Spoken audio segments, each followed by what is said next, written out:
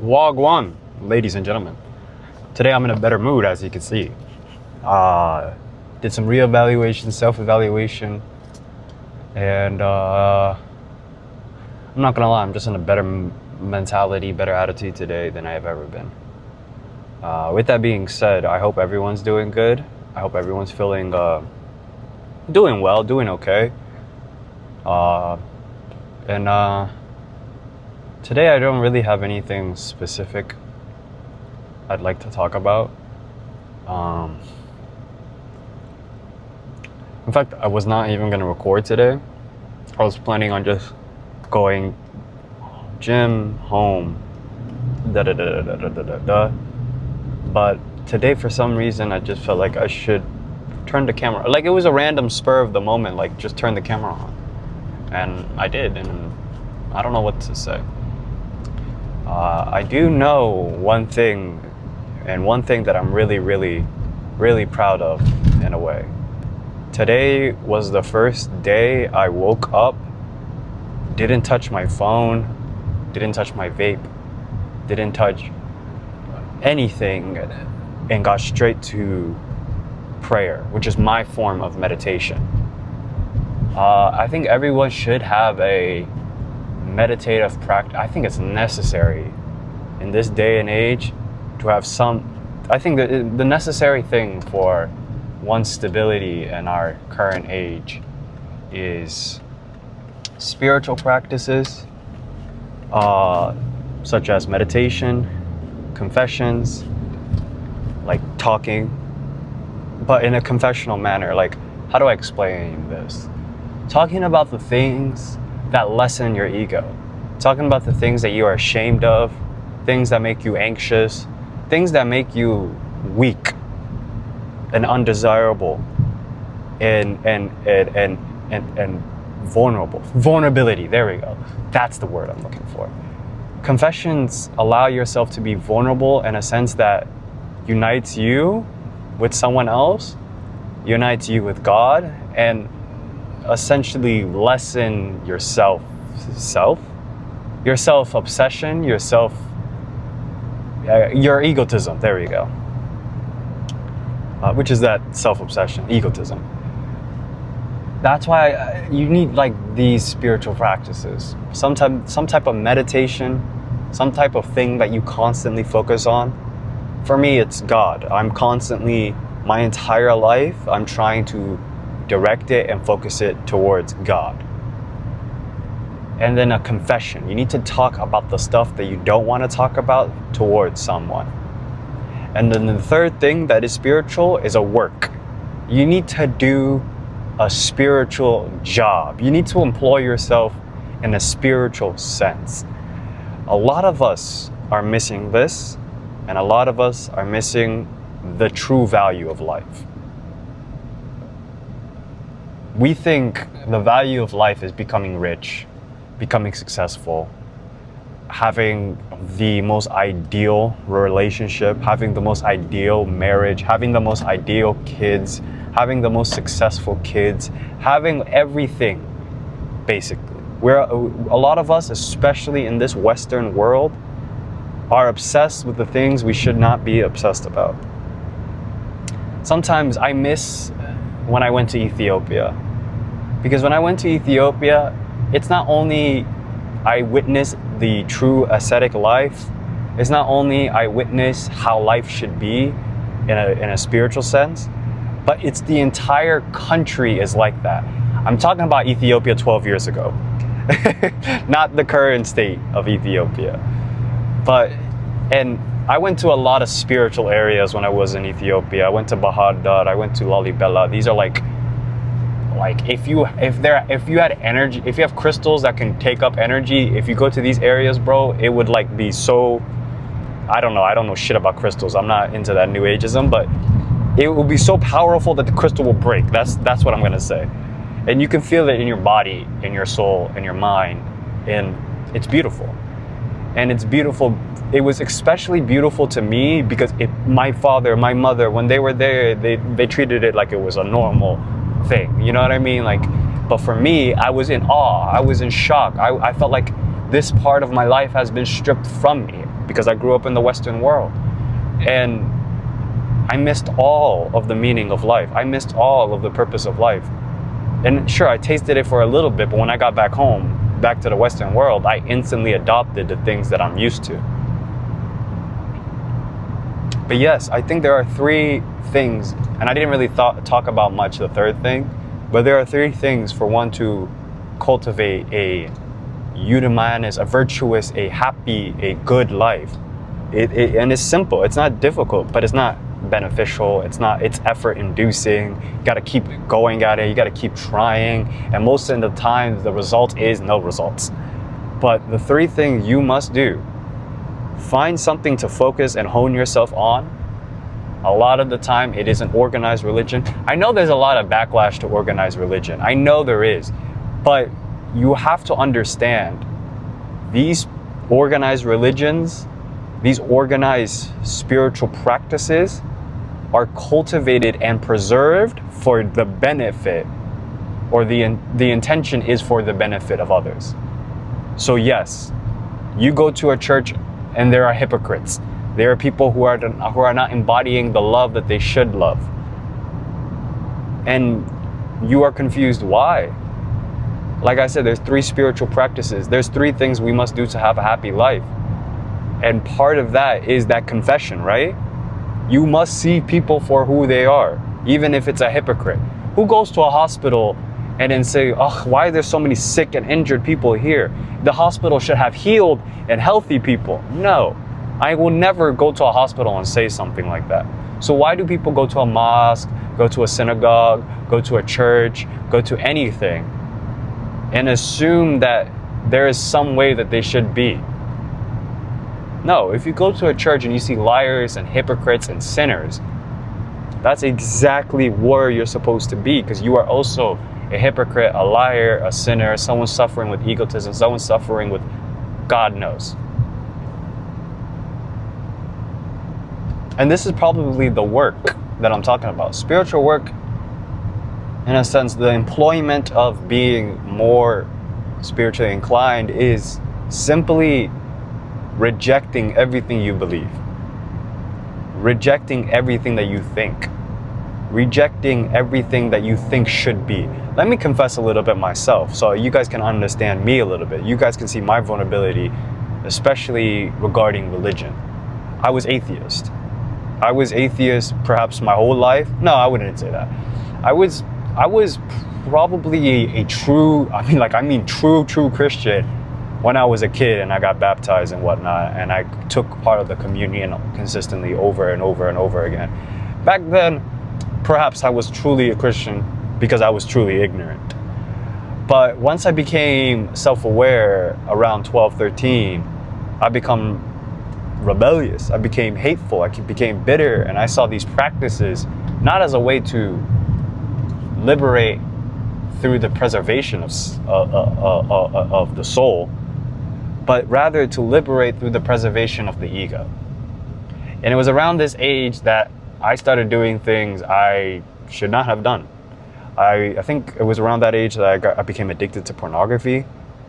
I think it was around that age where I started disobeying my parents. And I think it was around that age that I became somewhat apathic. I developed apathy at that age. And then through that apathy, I became quite rejecting towards God.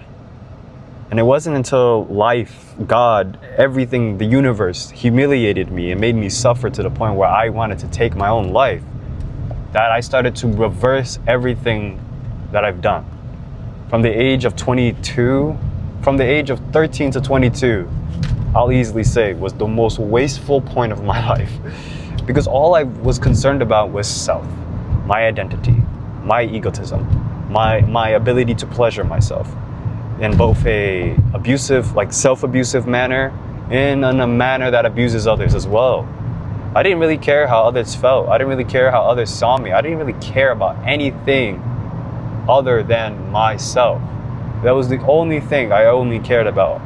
And it wasn't until 22 when I suffered the repercussions of only caring about myself that I gained the ability to finally understand that's not how I'm supposed to be. That's not actually how I become happier. That's not actually how I become more virtuous and unanimous and closer to God. In fact, back then I didn't really care about getting closer to God. I care about getting closer to making my life heaven-like. And it wasn't until I started shaving off everything that I was trying to do in order to preserve my ego and myself. It wasn't until I shaved all those things that I realized that the most important thing is to focus myself towards something. Ideally, I would say a wife. But I don't have a wife right now, so God. So my entire life will be dedicated towards God. I guess when I get a wife, it's still dedicated to God. Anyway, that's not important. I just want to be with someone so bad. Anyway, I'm so lonely. Oh, I'm so lonely. Okay. But yeah, my meditation, and that's what I mean. When I get married, my meditation will still be on God, but vis-a-vis my wife. My wife will be like my God. Will be like my God. Please, anyone who's a hardcore Christian, do not take that. Calm down. Breathe. I know, now I'm being humorous, but what was I getting at? Oh yeah, meditation, focusing, a prayer. I focus on God my entire life. That's my spiritual practice. And then a confession. I just confess to you guys, but genuinely with my friends and everyone else, I'm open to confessing myself. I'm no longer addicted to porn. God bless.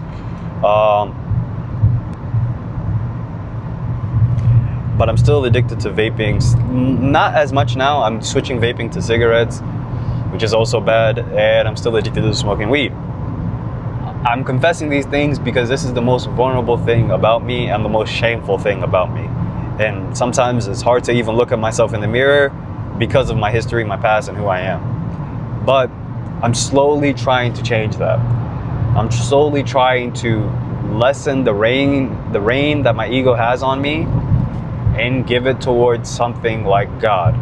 And the only way I can do that is by loving myself through loving others and through showing compassion. And that's confessing, showing the parts of me that I don't want to show so I don't preserve that egotism.